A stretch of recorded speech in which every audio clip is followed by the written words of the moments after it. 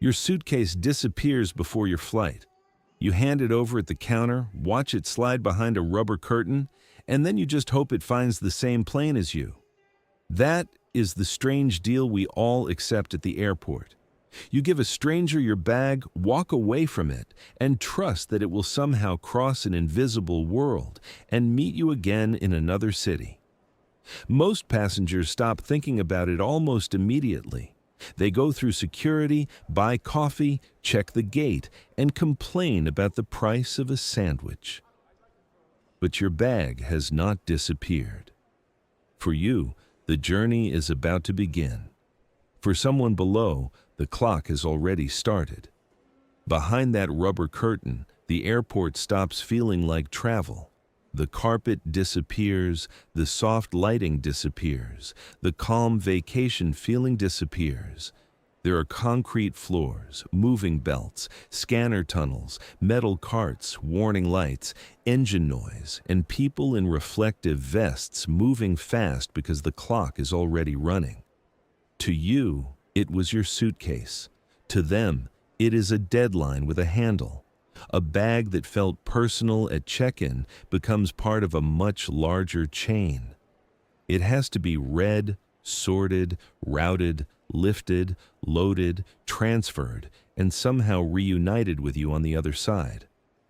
From the terminal, the airport looks clean and controlled. Behind the wall, it looks more like a moving factory with airplanes attached to it. Bags arrive from every direction. Some roll smoothly down the belt. Some fall sideways. Some have broken handles. Some are wrapped in plastic. Some are so heavy they look less like luggage and more like a personal challenge sent directly to someone's spine.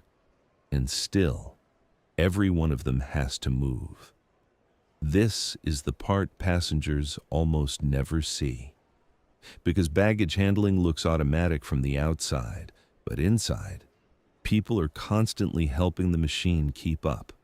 Workers pull bags from belts, scan tags, separate rush bags, load carts, fix small mistakes, and make quick decisions before those mistakes become someone's ruined trip. A tag might not scan. A bag might be on the wrong belt. A cart might be filling too fast. A connection might be too tight, and when that happens, nobody gets to pause the airport. The flight still has a departure time. The bags have to make it too. A plane is not only waiting for passengers, it is waiting for fuel, food, cleaning, crew, paperwork, cargo, and luggage. All of it happens around the same aircraft, often at the same time, often in weather passengers only notice through a window. Rain on the tarmac is not just atmosphere. It means wet bags, slippery ground, heavier gloves, slower movement, and the same schedule as before. Heat is not just uncomfortable. It turns the ramp into a bright, loud, hard place where bags still have to be moved, lifted, stacked, and loaded. Cold does not cancel the work either. The plane still needs to leave. And as departure gets closer, the baggage world becomes a race between the clock, the belt, and the body. Carts move across the ramp.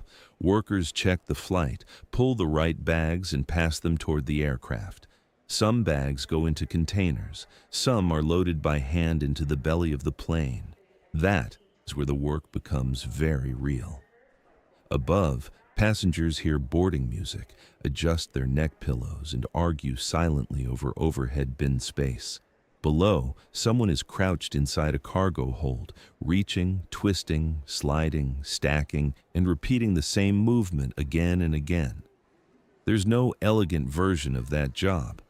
It is knees, backs, shoulders, noise, pressure, and repetition. And if everything goes right, nobody thinks about it. That is the rule of invisible work. When it works, it disappears. When it fails, it becomes the only thing people talk about. That is why lost luggage feels so personal. Your bag is not just fabric and wheels. It has your clothes, your chargers, your shoes, your gifts, maybe the one jacket you actually needed. So when it does not appear, It feels like someone failed you, and sometimes someone did make a mistake. But most delayed bags are not delayed because one person stopped caring.